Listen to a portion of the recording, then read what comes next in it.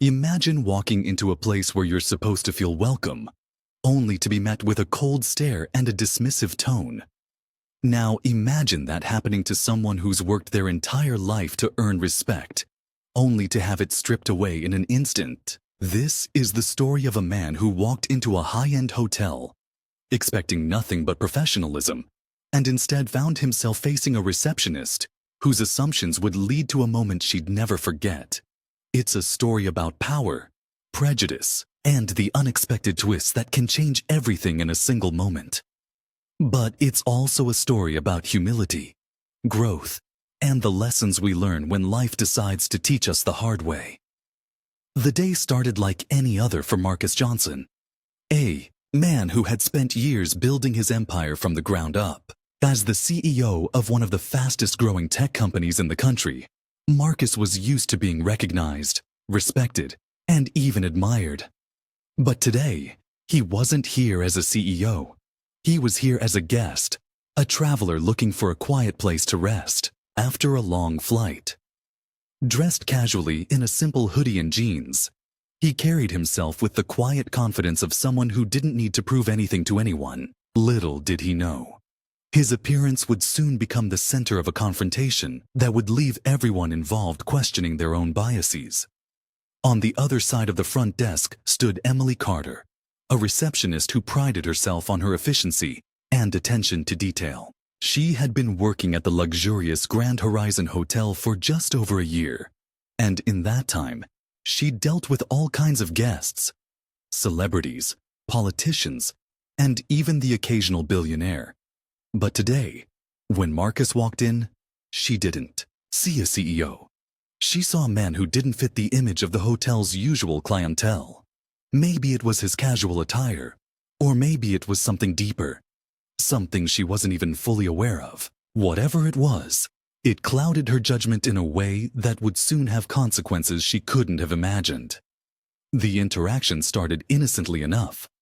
Marcus approached the desk with a polite smile, ready to check in. But as soon as he gave his name, Emily's expression shifted. She glanced at her computer screen, then back at him, her tone turning clipped and dismissive. "I'm sorry, sir, but I don't see any reservation under that name," she said, her voice tinged with skepticism. Marcus frowned, pulling out his phone to double-check the confirmation email.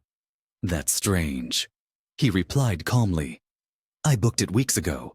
Could you please check again?" Emily sighed, clearly annoyed, and tapped a few keys on her keyboard. "I'm telling you, there's nothing here. Maybe you booked at a different hotel." What happened next would set the stage for a series of events that would leave everyone in the lobby stunned. Marcus, refusing to be brushed off, asked to speak to a manager. Emily hesitated, her discomfort growing as she realized the situation was escalating. But before she could respond, a voice from behind her interrupted. "Is there a problem here?" It was Mr. Thompson, the hotel's general manager, who had just walked in from his office. Marcus turned to him, his demeanor calm but firm. "Yes, there is. I made a reservation weeks ago, and now I'm being told it doesn't exist." Mr. Thompson's eyes widened as he recognized Marcus immediately. "Mr. Johnson, I'm so sorry for the confusion. Let me handle this personally."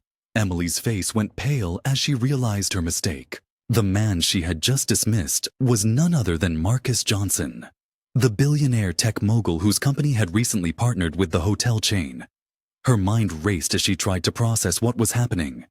How could she have been so wrong? And more importantly, what would this mean for her job? The tension in the air was palpable as Mr. Thompson quickly rectified the situation, upgrading Marcus to the presidential suite and offering a heartfelt apology. But the damage had already been done. Marcus, though gracious, couldn't help but feel the sting of the encounter. And Emily, she was left standing there, her confidence shattered, wondering how she could have let her assumptions lead her so far astray. As Marcus walked toward the elevator, he couldn't shake the feeling of disappointment. He had worked so hard to break barriers and shatter stereotypes. Yet here he was, still being judged by the color of his skin and the clothes on his back. But he also knew that this moment wasn't just about him. It was about the bigger picture, about the systemic biases that still existed in places where they shouldn't. And as the elevator doors closed, he made a decision. One that would change not only Emily's life, but the entire culture of the Grand Horizon Hotel. Meanwhile, Emily stood frozen at the front desk, her mind racing with regret and fear. She knew she had messed up, but she had no idea just how much this moment would cost her.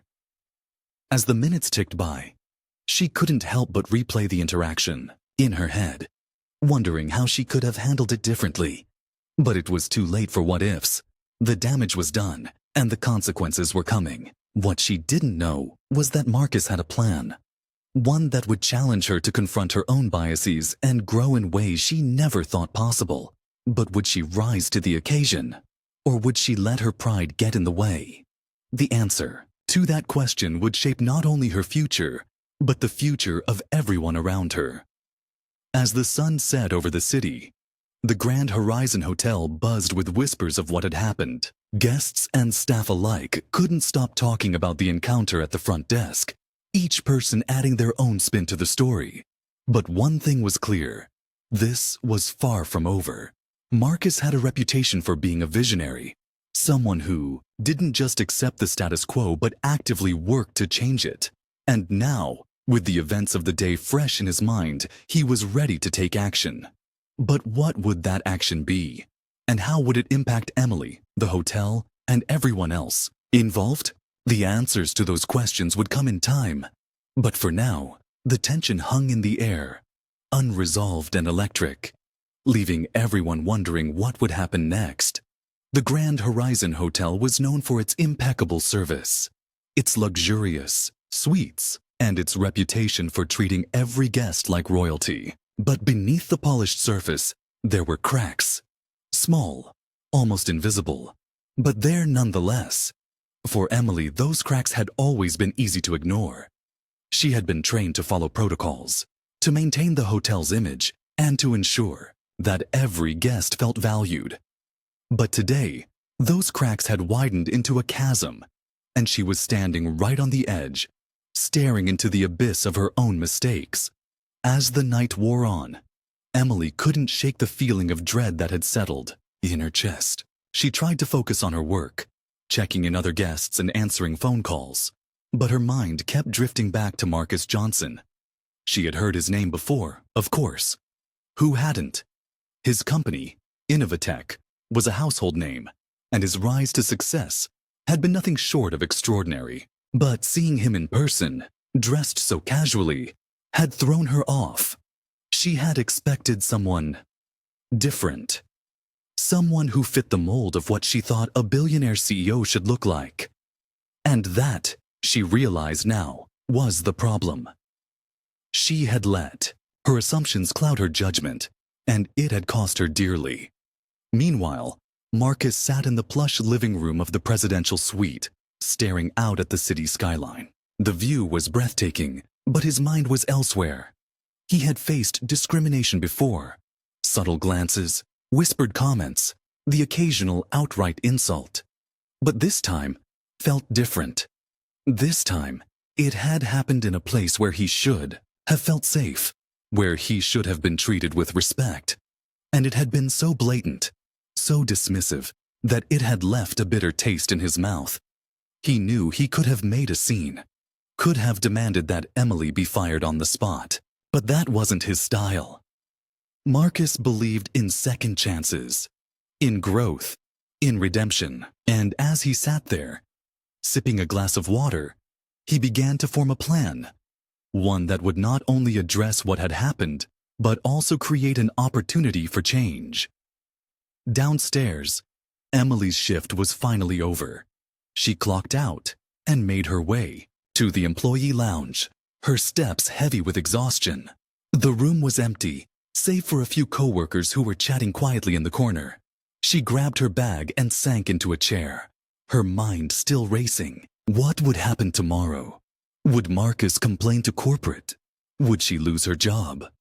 The thought made her stomach churn. She had worked so hard to get where she was, and now it felt like it was all slipping through her fingers. As she sat there, lost in her thoughts, one of her coworkers, Sarah, approached her.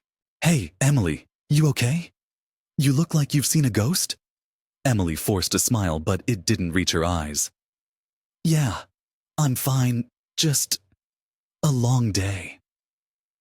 Sarah studied her for a moment, then sat down beside her. "You sure? You know, you can talk to me, right?" Emily hesitated, then sighed. "I messed up, Sarah. Big time.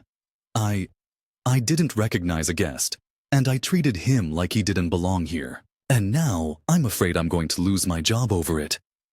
Sarah's eyes widened. "Who was it?" Emily swallowed hard. "Marcus Johnson." Sarah's jaw dropped. "The Marcus Johnson? As in the CEO of Innovatech?" Emily nodded, her heart sinking even further. "Yeah, that one." Sarah let out a low whistle. "Wow. That's not good." Emily buried her face in her hands. "I know. I don't know what to do." Sarah placed a hand on her shoulder.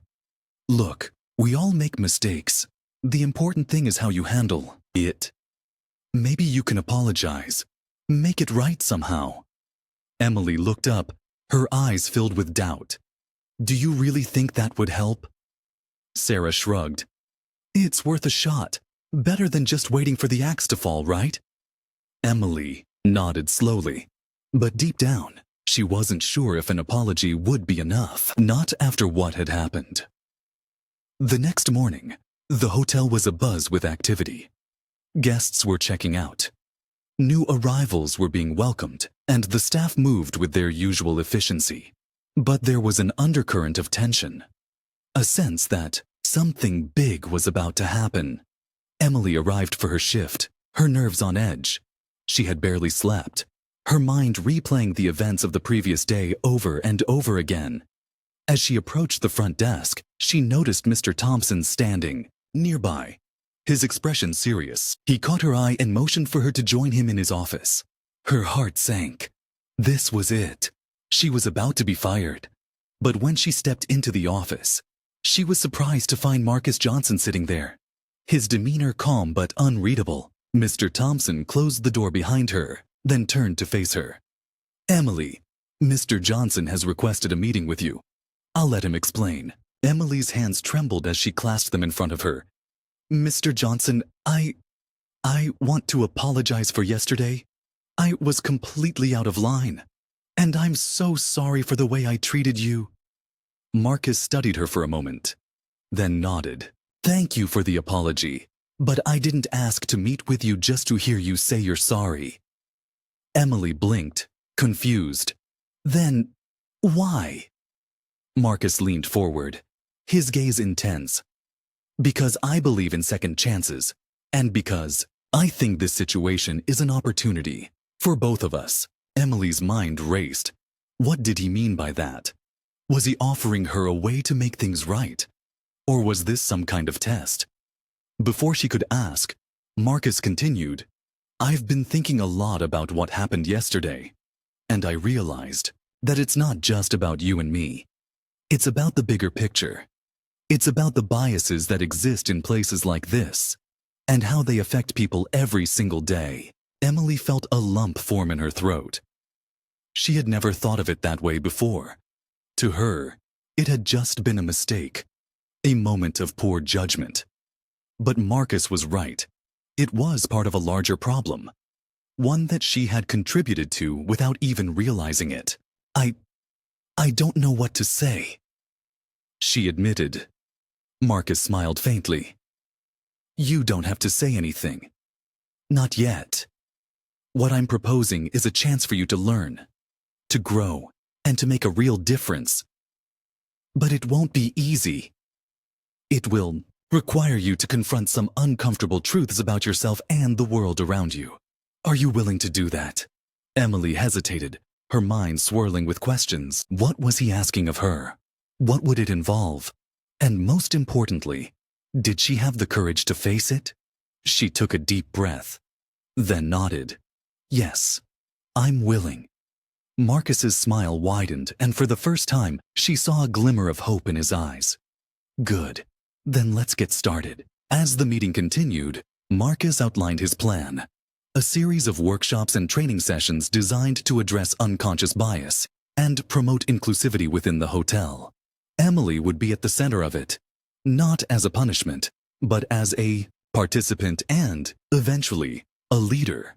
It was an opportunity to turn her mistake into something positive, to create real change in a place that desperately needed it. But it was also a challenge, one that would push her out of her comfort zone and force her to confront her own prejudices.